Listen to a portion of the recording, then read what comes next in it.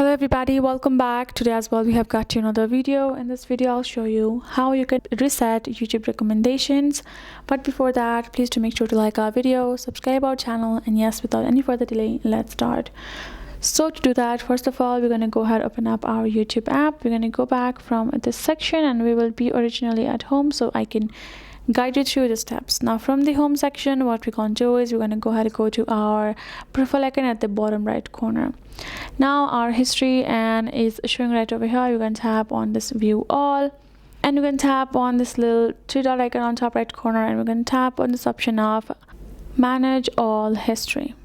Now it's going to open up right over here. We can check out all of the history of ours. So what we're going to do is we're going to simply go ahead, delete all time, and our history will be removed. And now we have tapped on got it. We're gonna go back to our YouTube. Now since we have deleted the history of ours, we're gonna also clear from over here. We're gonna also clear all watch history as well. Clear watch history. Now we're gonna go back and we're gonna keep on refreshing.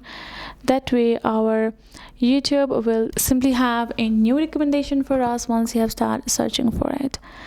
That's how you can do it. Hope this video helped. Thank you so much for watching. I'll see you guys in our next video.